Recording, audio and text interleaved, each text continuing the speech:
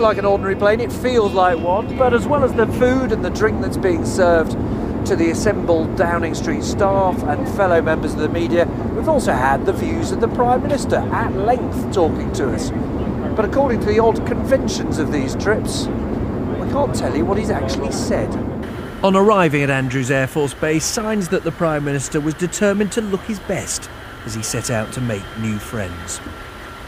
Since Barack Obama moved into the White House, he's been able to act like the cool kid in class, the kid who everyone else wants to have as their new best friend. No one more so than Gordon Brown, who is desperate to get the endorsement of President Obama for what he calls his Global New Deal, a plan to get the global economy moving again, a plan he wants to unveil in London at the G20 summit in early April. The Prime Minister arrived in the worst cold snap for 5 years. The worry amongst diplomats was that the special relationship might be going through a similar chill. It is the morning of Gordon Brown's historic first visit to Barack Obama's White House. All is not going well. The media pack have been here for almost an hour. It's below freezing. Nobody's quite sure who's getting in or what we're getting in for. We're told that there will be an event in the Oval Office. Quite what that event will be, no one's quite sure. And it's getting awfully cold.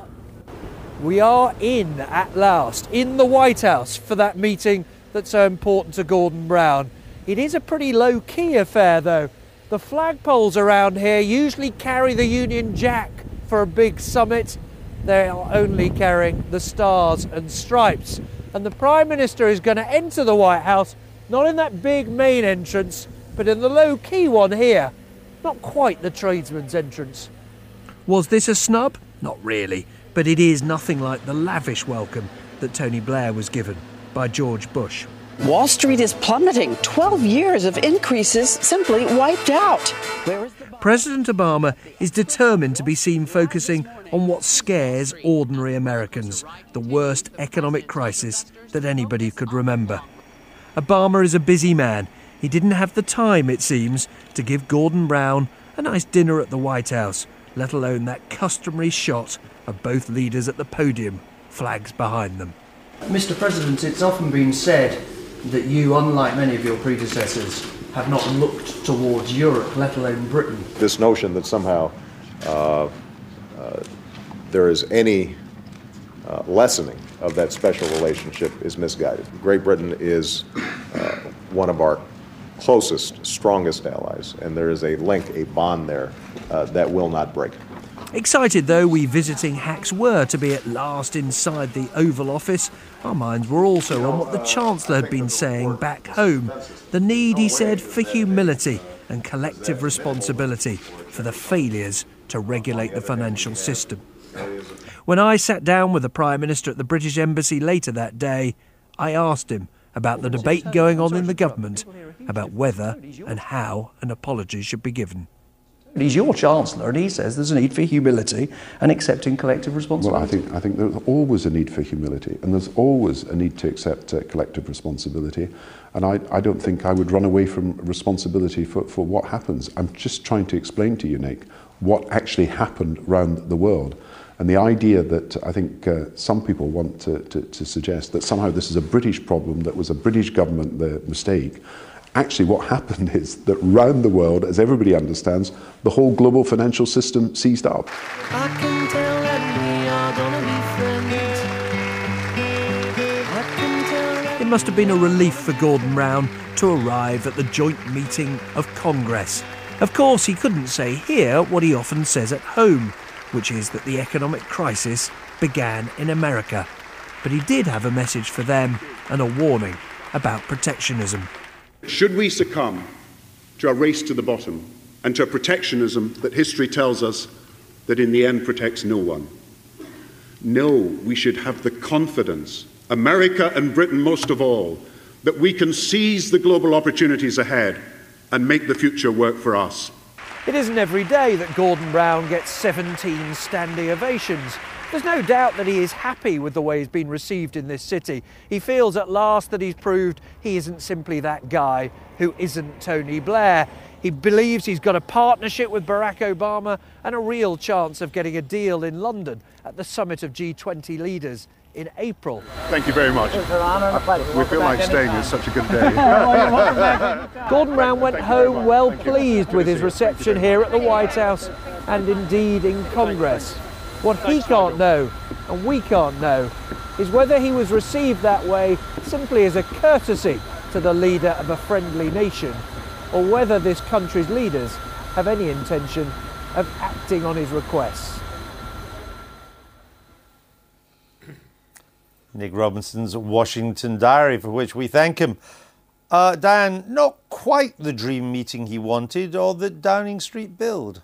Yeah, I was following it on the blogs late evening, and when the plane landed, first of all, there was not going to be any press conference at all. And poor old Nigel Sheinwald, our ex-girlfriend, went into a panic and had to negotiate. And finally, they had half a press conference. So it wasn't quite what they had in mind. A pool spray. Was there a, I'd never heard of this phrase before, I must confess. Was there a snub?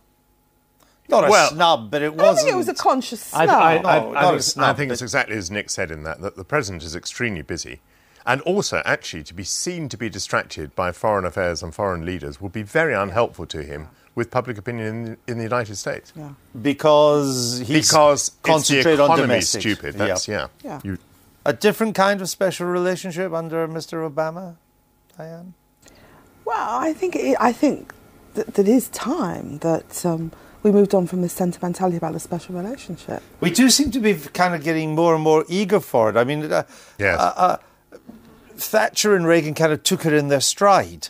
Yeah. Even Bush and Blair to some extent did. Well, Clinton and Blair certainly did. Clinton, but now we seem to be kind of the little eager puppy saying, do you like me? You still like me? You still like me? You still like me? Yeah. It's not very seemly. It's not very seemly, and it's all a bit pointless. And by the way, obviously Gordon Brown isn't the same sort of character, the same charismatic character as Tony Blair. But I think also Obama can be quite cool. Yes. Obama's got charisma, but it's not a kind of warm charisma, I imagine. No, when he does his one-on-ones, he comes across as a cooler character than when he's doing the rhetorical flourishes. Will Mr. Obama become a bit more enthusiastic about us over time? It depends what we do. I mean, if we ramp up the number of troops in Afghanistan, that might bring a smile to his face. Yes. But I mean, we've got to do something. We just can't be British and expect him to fawn on us. Now, Mr. Brown was very tough with the Americans in his speech to Congress. He just praised them non-stop. But he also had some words about protectionism and the need for global structures. Things that Congress is kind of traditionally quite suspicious about. I think that will fall on deaf ears. You think it didn't buy the substance? No, I mean, I think it did fall on deaf ears. I think it fell on deaf ears. I mean, there was no applause at all. You would know this much more than me, but if you visit the State Department, you visit the departments, they're quite sophisticated in their views on foreign policy. If you talk to congressmen, they are not interested in international institutions. But that goes for Democrats and Republicans. It's also how could Detroit is going down the toilet. General Motors today being told it's effectively bankrupt. You can't tell congressmen in those circumstances about not wanting protectionism. Also, by the way, it's a piece of hypocrisy. The government has devalued the pound by 25%. What that means is we have an advantage in exporting to the rest of the world, and people have a disadvantage in trying to export to us. And that is a beggar-thy-neighbour policy of exactly the sort that Brown was criticising. And also, Congress may not be sophisticated, but I saw some reaction on TV afterwards that a lot of American politicians knew enough about Mr. Brown to have heard the phrase British jobs for British workers. Those phrases follow you around the world. What goes around comes around. And of course, they may also know that his stock in trade, his famous line, is that this began in America. This began in America. Yeah, that was something he didn't quite socket to them when he spoke to the Congress. It's mysteriously disappeared from his repertoire. But to be fair, personally, Gordon is quite pro-American. He spends his summers. He knows a lot of these people. Yeah, he does. And we shouldn't underplay this. I mean, let's not forget that on the policy of let's borrow as much as we can to spend as much as we can, and let's do a bit of redistribution, and taxes are higher for the rich and less. He and Mr. Obama have the same song sheet. No, with a huge, huge difference. As Obama is increasing spending, he is also taking other measures in order to reduce the deficit. He's promised to bring down the deficit. And that is no part